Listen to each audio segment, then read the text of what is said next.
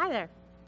So thanks for showing up at this early hour of the morning. I've been on West Coast time, so this is really early. I am Leisha Sterling. I'm the Executive Director of Geeks Without Bounds, and I'm also on the board of directors of an organization called Frontline Wellness. I hope you'll come to our workshop at noon, just like a little shameless pitch, where they've changed the name of the workshop we're doing at noon in the brochure.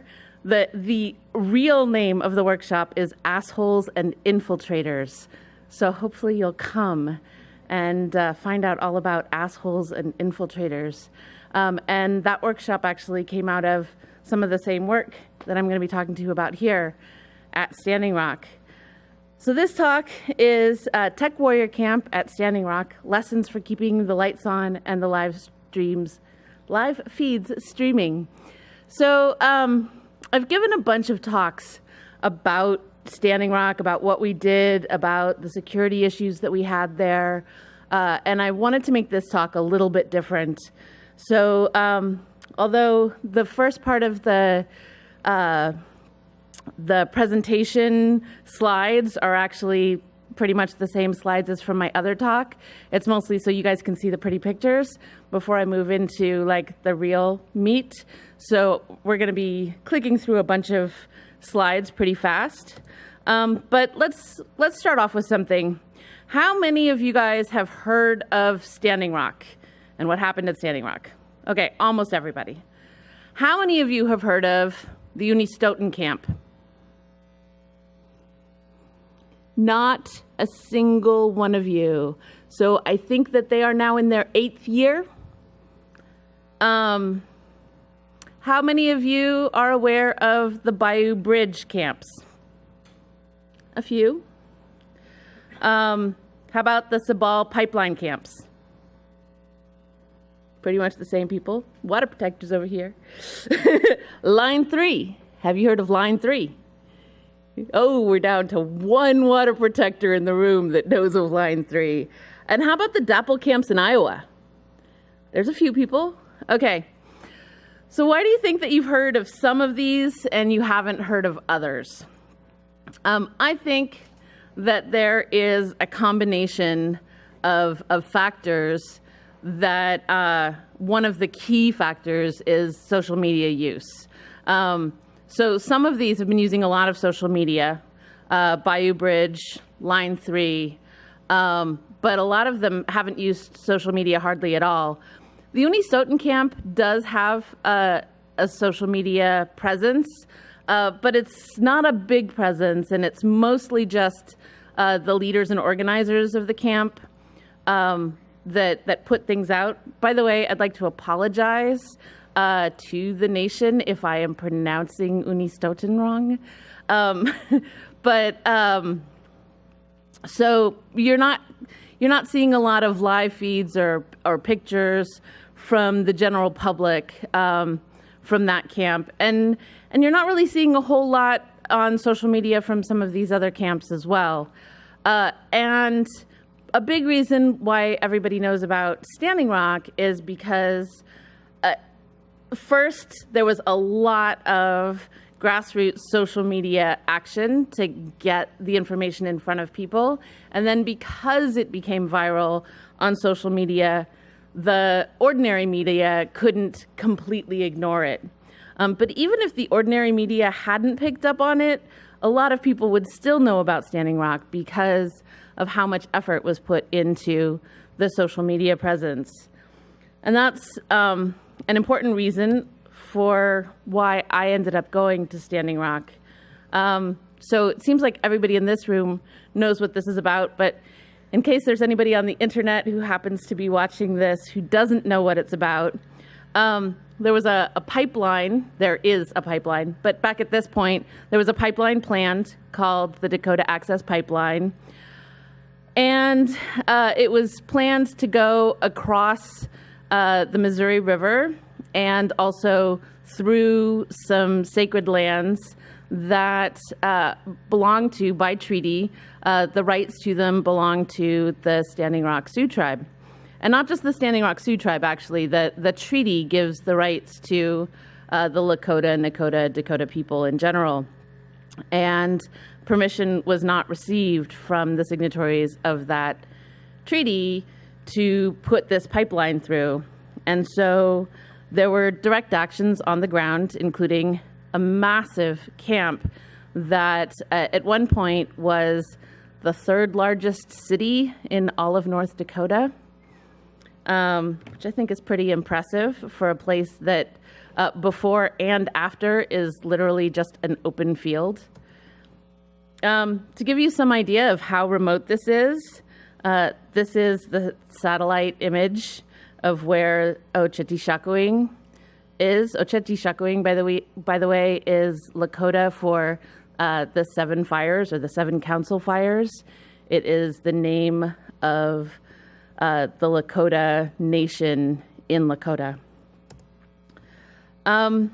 This place was also very much a war zone.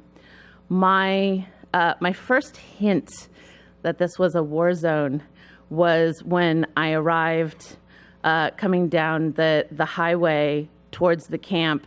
About 30 miles outside the camp, there's this roadblock, and the roadblock really reminded me a lot of roadblocks in the West Bank, and that is not hyperbolic at all. There were National Guard with rifles, and they would stop you, and if you were white, they would ask you, have you been down this road recently? And if you said no, they would say, well, we just want to let you know that there's some camps down here, and there's some people who might be walking along the side of the road, so please drive carefully. Thank you very much. And they'd let you through. And if you said yes, they'd say okay.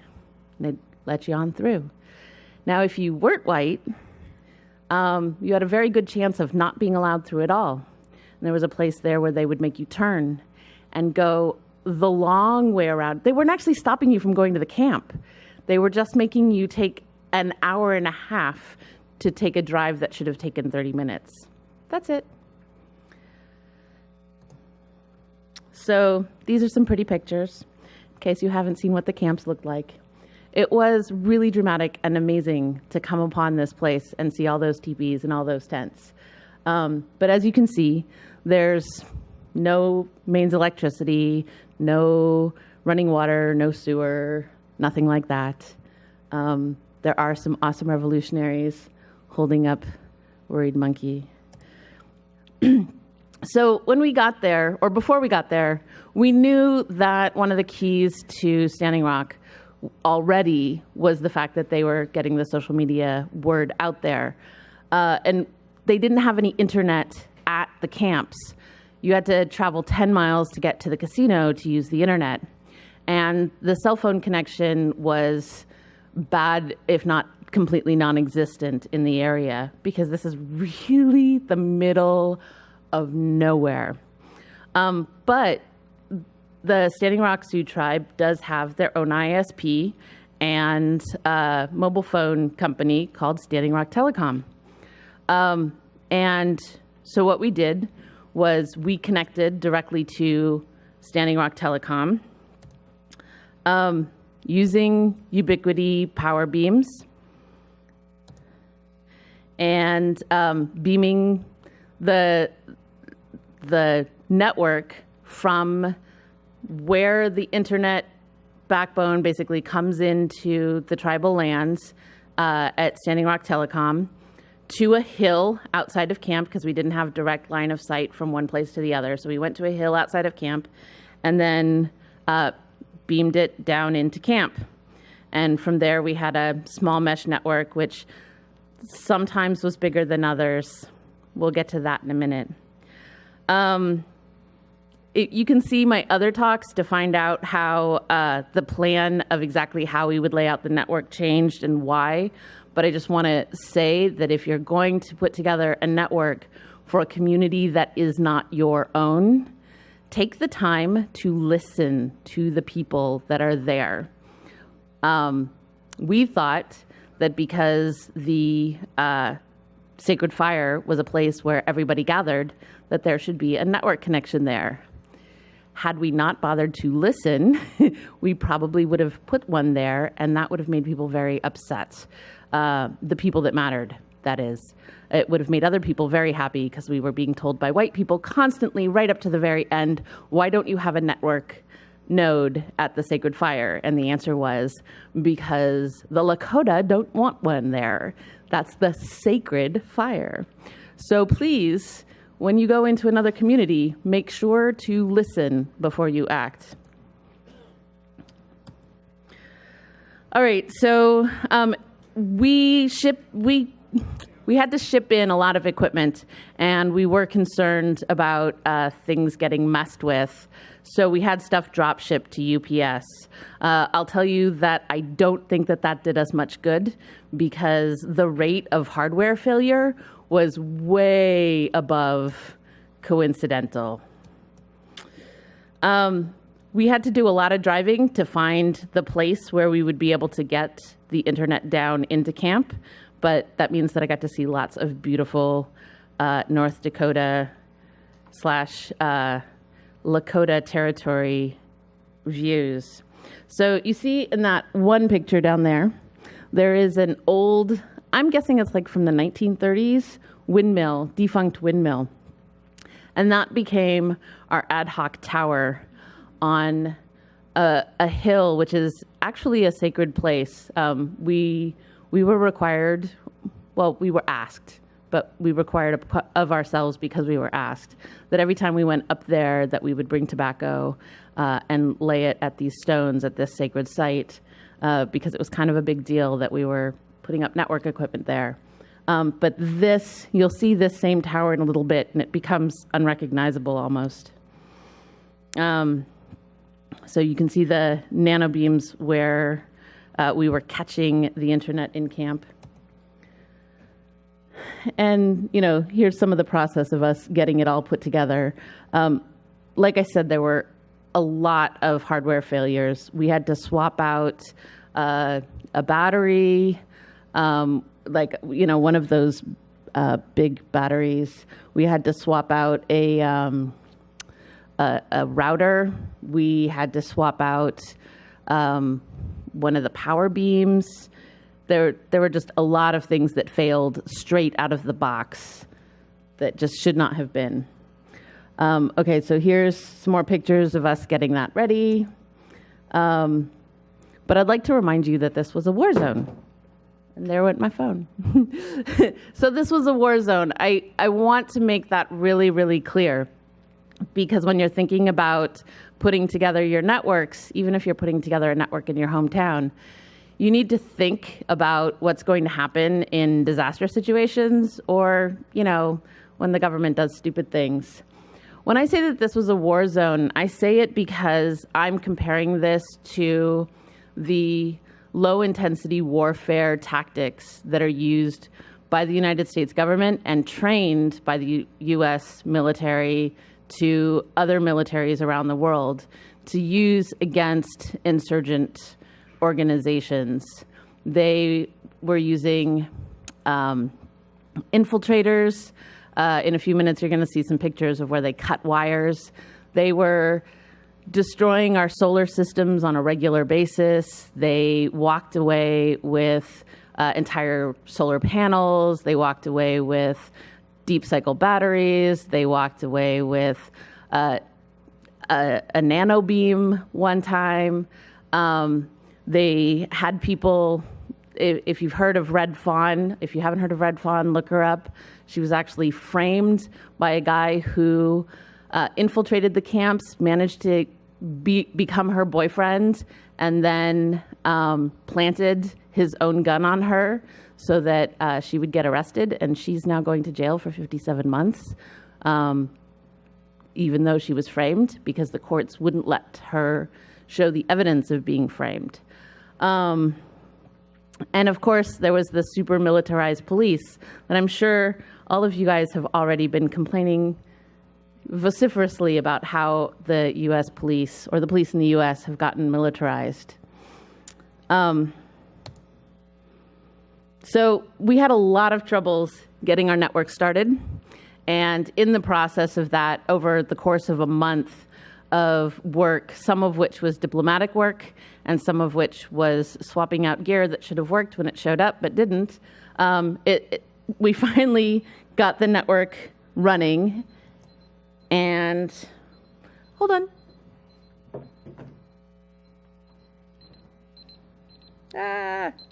Stop. Sorry. We finally got the network running. And to this day, I'm disappointed because I tweeted Boing Boing that the very first site that we connected to was Boing Boing. And they didn't retweet us or anything. My feelings are hurt.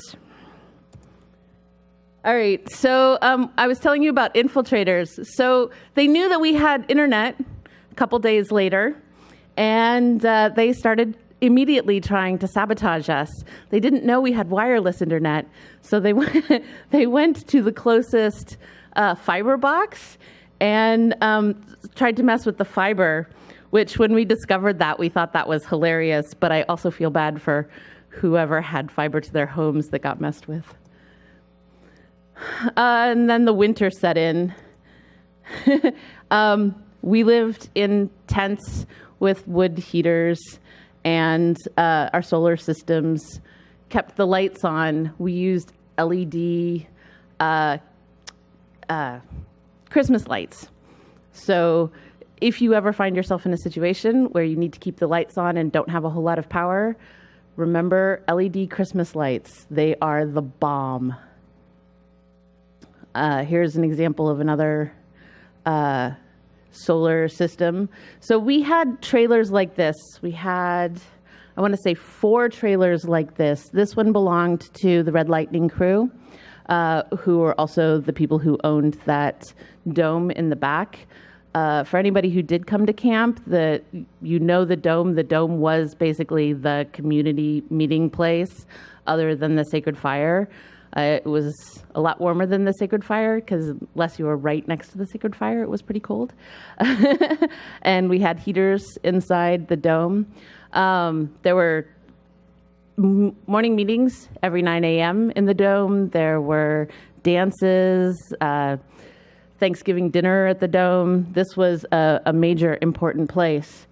So Red Lightning brought this solar system, and the Tech Warrior team, although we didn't install this system and several of the other systems like it, we were still responsible for maintaining them.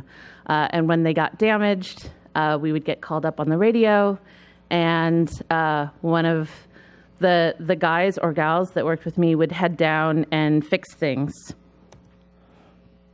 As I was saying before, the infiltrators were quite active. There was a nano beam up there. Somebody knew that the nano beam used power over Ethernet, so they didn't just cut the thing down. They first sabotaged the solar trailer that you just saw in the previous picture so that it wouldn't have power going to it, and then they cut the thing down. And we're assuming that the reason that they walked off with the whole nano beam was because they were hoping to get our passwords into our network. And so as soon as we found out that this happened, we had to change all of the passwords for the whole network. This is that same tower that you saw at the beginning. And this tower had some problems because we regularly got 60-mile-an-hour winds, sometimes even higher. And when you're rigging things up with, chewing gum and duct tape, the winds will have some effect. But an amazing woman by the name of Jill Ada Burrows went up in a snowstorm at like 20 below zero, which is when this photograph was taken. And I have no idea what magic she did. But after we'd been going up there every 2 or 3 days to fix it, after she did whatever magic she did to that tower, the wind didn't knock anything over for over a month. So that's that's the overarching story of what happened at Standing Rock. Like I said, there are other talks that go into a lot more detail about what happened at Standing Rock. What I really want to talk to you about is the lessons from all of this. So, first off, the revolution is not going to be televised unless it is live streamed first. You need to have internet if you're going to get the word out about whatever the heck it is that you're doing. You need to take pictures, you need to take video, you need to post memes, you need to get the word out by all means necessary. Have people write essays, Medium, whatever. Get the word out, encourage people to use their social media to share whatever it is that you're working on with your friends. I'm focusing a lot on why we need the internet in situations of activism, but the same thing is true in situations of, say, a refugee crisis or even an emergency, right? A disaster.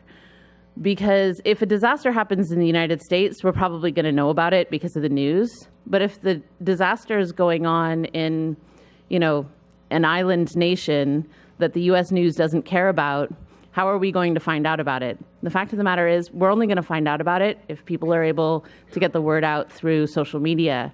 And if they're going to get actual, real aid, they need people outside of their, small environment to know what's going on. That's all I'll say about that and the international aid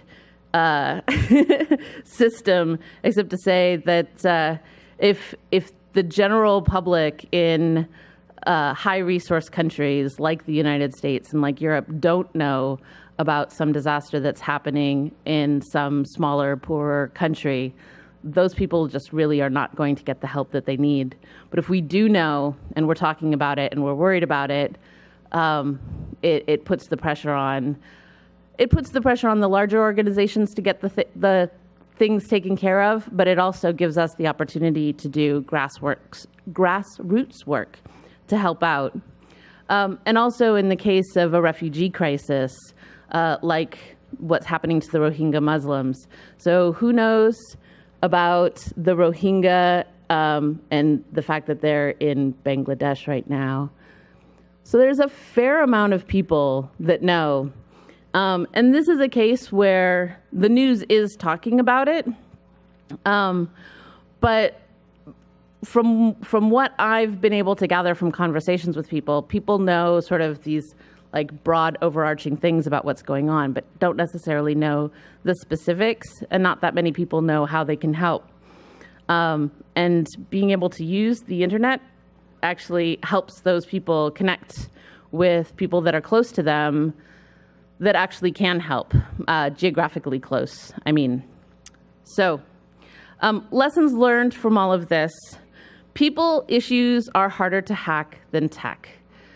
At Standing Rock, one of the reasons that it took us so long to connect to the internet was because I felt that it was really important for us to connect to the tribe's own internet and not connect to an outside network provider. Partly because it was a matter of supporting the tribe. We were here for the tribe's sovereignty. And around this issue, yes, this was an environmental issue, but this was also very much a tribal rights issue because the pipeline was being put through despite the fact that there is a treaty saying that you can't do that without their permission. So I wanted to stand on that ethic that we had to support the tribal sovereignty. We also had troubles with just getting permission to be in the place where the Hop Hill was. Like I said, we did get trained and told what we were supposed to do when we were up on that hill. It took a lot of listening, took a lot of learning and not coming in and being like, oh, we're the techies, we know what to do, we're just gonna fix this for you. You just can't do that and not be, well, an asshole. And if you come to the thing at 12, We're all assholes, but let's try to be less assholes. Anyway, so another big lesson learned is that your first priority for telecoms is electricity. If you're in the middle of nowhere, or if you just had a disaster, you might have the best network gear in the whole wide world. If your electricity isn't working, it's going to do you absolutely no good. And so a lot of times what we would do is we would set our morning priorities of get the electricity up and running in this place, in this place, in this place, so that tomorrow we can set up some network gear there. Or, you know, so-and-so said that their power has been sabotaged. Go fix their power so that we can have network there. And of course, having power wasn't just about having the network. It was also about having LED Christmas lights so that you could see at nighttime. But if your electric systems work or don't work, nothing else is going to. Another is know your threat model. I did not know my threat model going into Standing Rock. Standing Rock completely changed my life on so many levels. And one of them is that after years and years and years of being sort of theoretically paranoid, now I am deeply and viscerally paranoid about everything. Whereas it was always about those other people over there that need to be concerned about surveillance, suddenly it became extraordinarily personal. And I hate to say this, but for the vast majority of us, we are not going to really comprehend our own threat model until it's brought face to face with us. So if you know somebody else who's already in the midst of whatever threat model you're dealing with, talk to them and listen to them. Pay attention. Don't, I can't think of the word. Don't ignore when somebody says, no, really, I need you to put that phone in the Faraday cage. It may seem a little paranoid to you or a lot paranoid to you, but they probably have a good reason for it. The other thing, assholes and infiltrators. Like I said, 12 p.m., you totally want to come to my workshop with Joel. It's really important to have appropriate paranoia. So one of the things that happened at Standing Rock is that pretty quickly, once we knew that we had lots of infiltrators, and you can't possibly know who those infiltrators are. Well, some of them you can figure out, but most of them you can't. So then everybody started thinking that everybody was an infiltrator. I was an infiltrator. Johnny Asarone was an infiltrator, he was like the second in charge of the whole camp. The tribal chief was an infiltrator. Like everybody. Oh my God, did you notice he did such and such? Do you think he's an infiltrator? And the answer that we came to somewhere in like early December, I think, was no, not an infiltrator, just an asshole. So like learn to recognize, is somebody doing stupid things because, you know, they're human and they're an asshole just like the rest of us? Or is it something more serious? And how are you going to deal with that? Working with volunteers. And I would say this goes actually working with employees as well. If you do have some sort of employee situation, have a clear onboarding process. You may be in the midst of a crisis because you're at a refugee camp or an emergency response situation, but you still need to have a clear onboarding process. Think about that before you ever go out if you have the opportunity. But even if you don't have the opportunity and you just find yourself in the midst of it, take the time, even though you don't think you have the time, make the time to create a proper onboarding process because it will save you so much time later on. Also, make sure that you have your secure network configuration in greater than 2 places. I said greater than or equal to, but really greater than 2 places. We had a situation where our entire network configuration booklet with all of the passwords and IP addresses and everything ended up going on a trip to Tanzania by accident.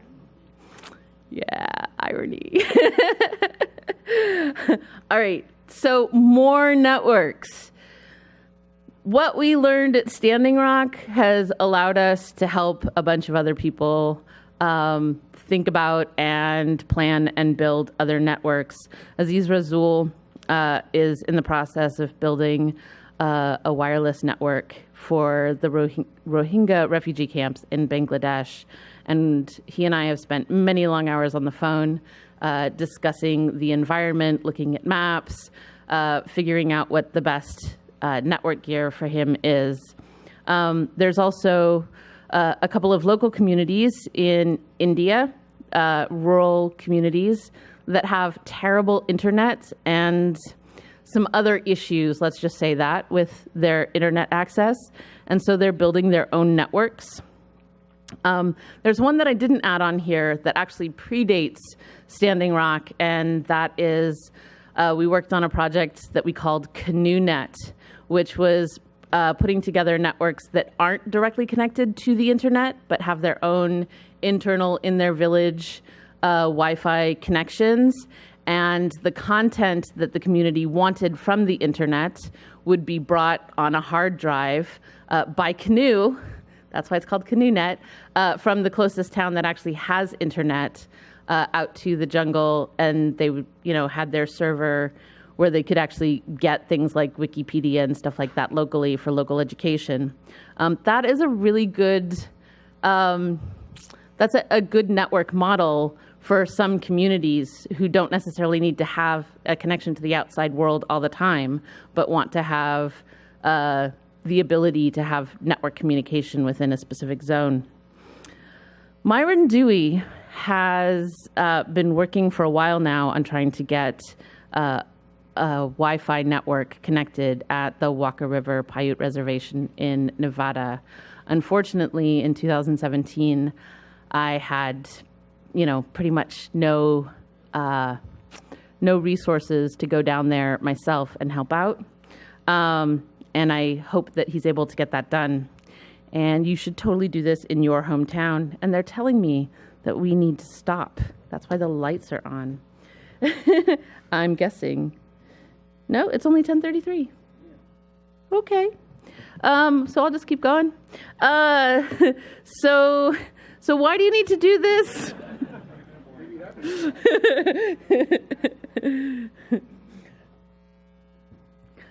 Look at me, I'm the president.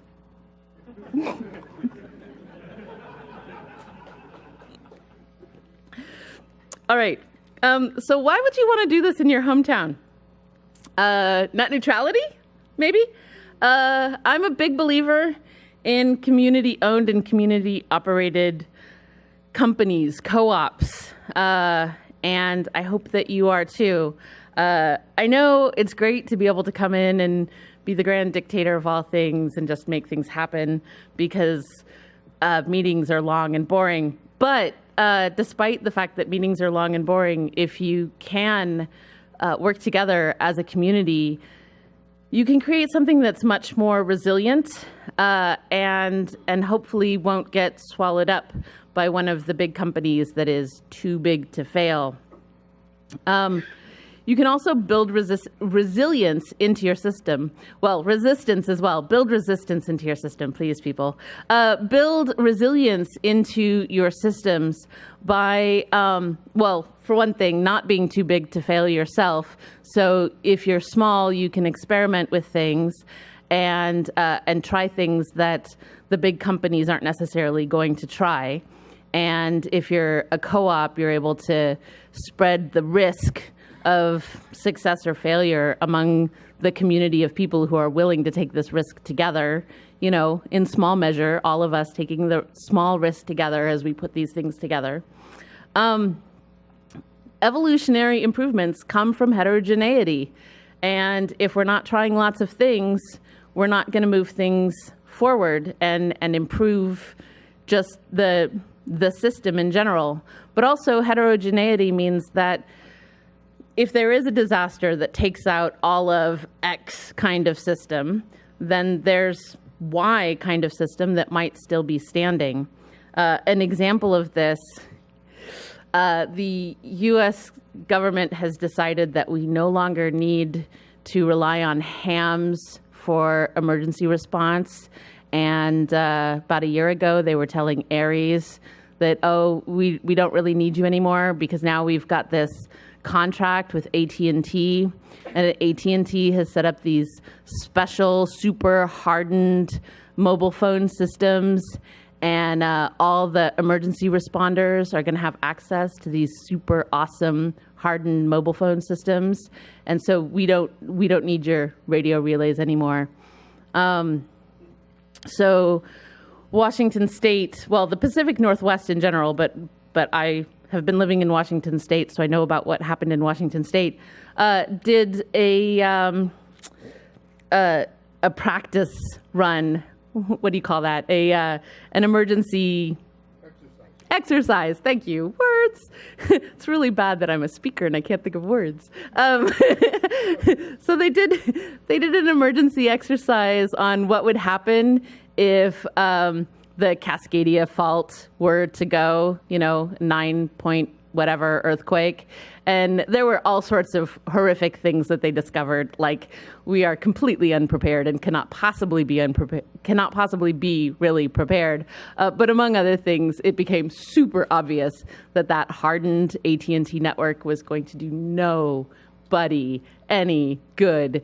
And really, they need ARES. And the governor of Washington State and the head of emergency response for Washington State said, yeah, we definitely need you guys, ARES.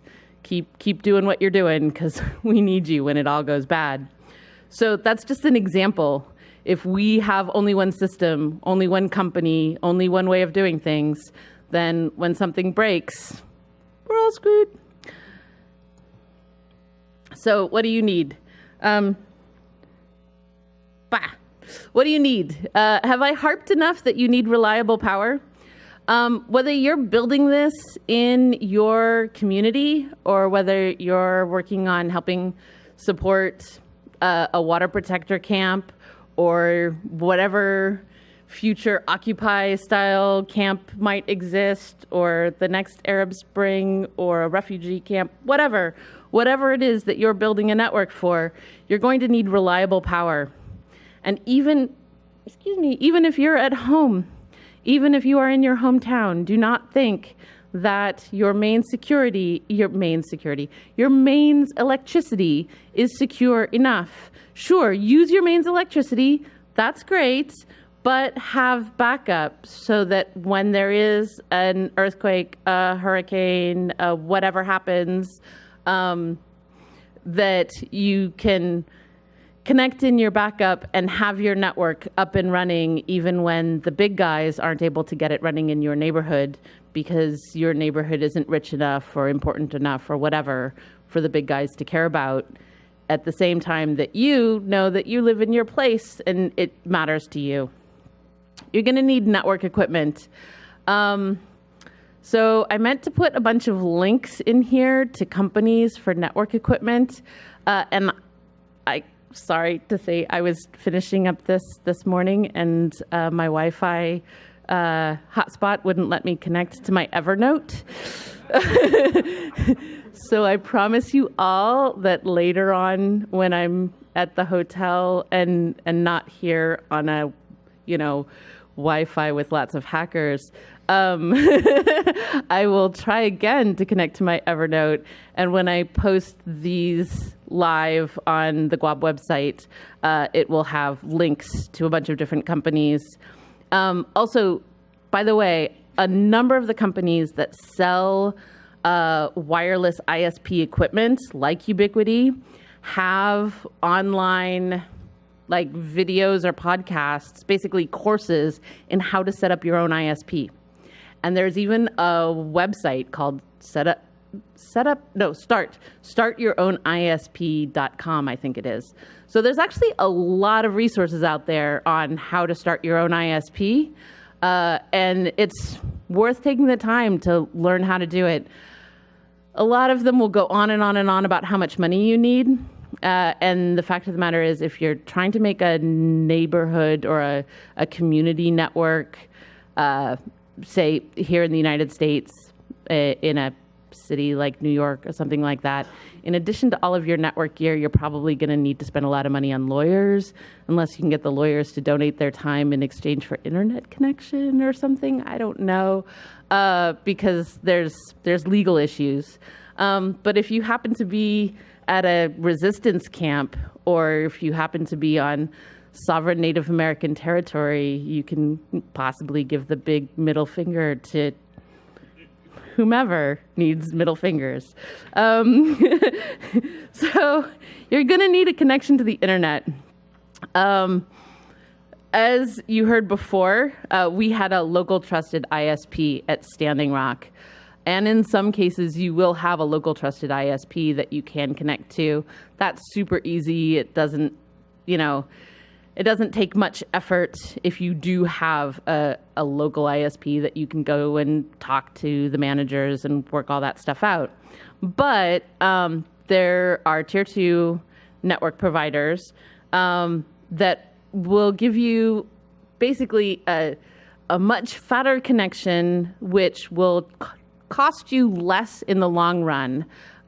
Your actual bandwidth, once you spread it across all of the people within your network, really becomes almost not free, but it approaches zero the more people you have involved in your network, when you're not just connected to a local ISP, but really become your own ISP. You're going to need to have people to keep it running. Whether it's volunteers on site for something like Standing Rock, or whether it's employees who are going to keep it running.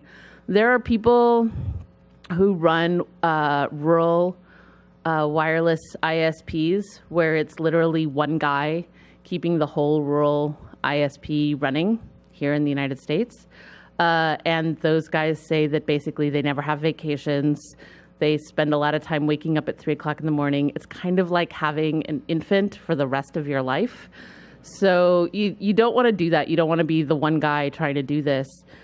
Make sure that you have a few other people.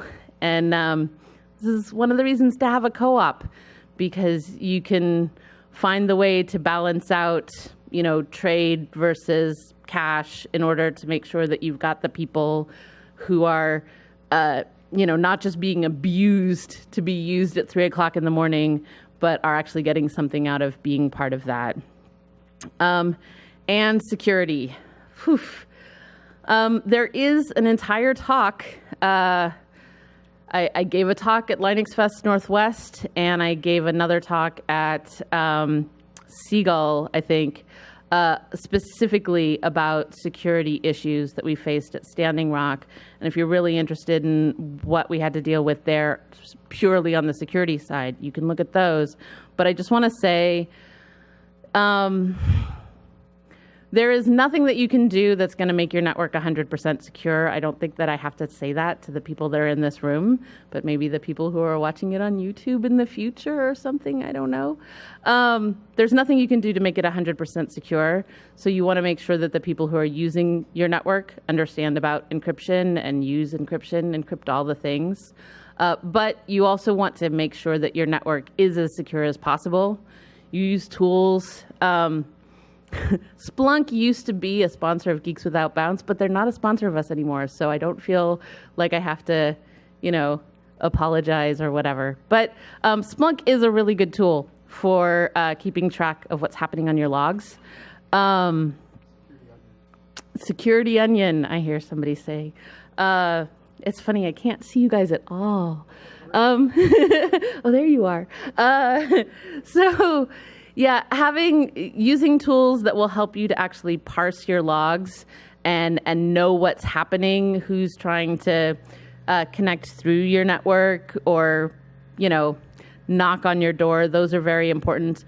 But also physical security. As you saw at Standing Rock, we had a lot of physical security issues.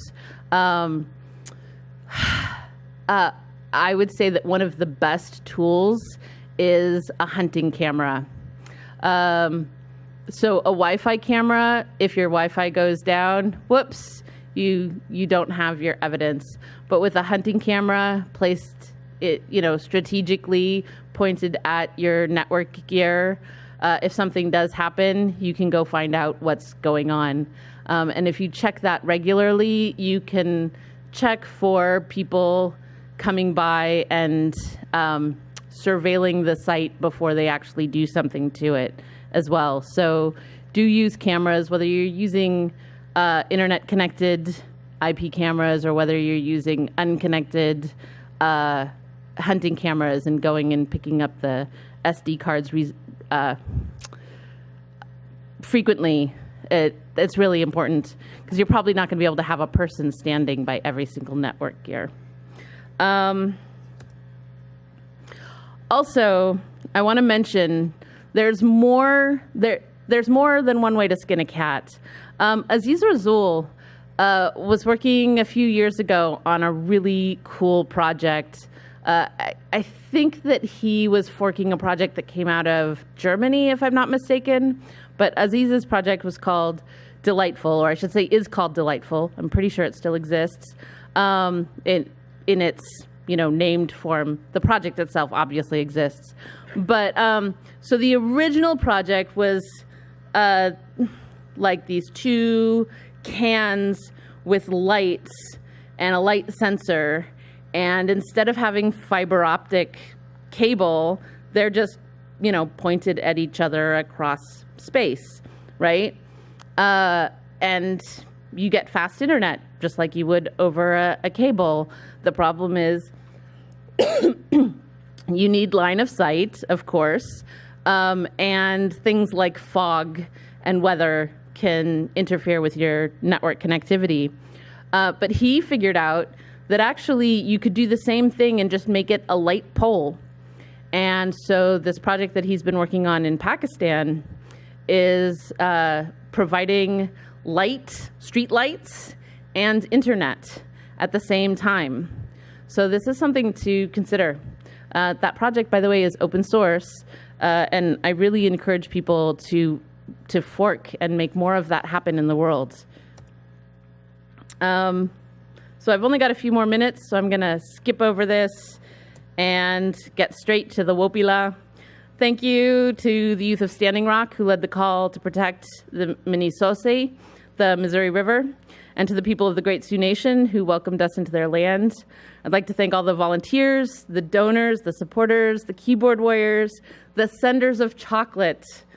I love you. And all the other water protectors. And I'd also like to thank the people who answered my GoFundMe because Geeks Without Bounds lost our fiscal sponsor at the end of 2018 because the school factory closed down. And we didn't get a new fiscal sponsor until literally this last month. And so I've been employed but unemployed, i.e. I haven't had any salary or anything since January. And so I put out a GoFundMe to come here, and thank you to everybody who made it possible for me to get to New York and be here. Thank you.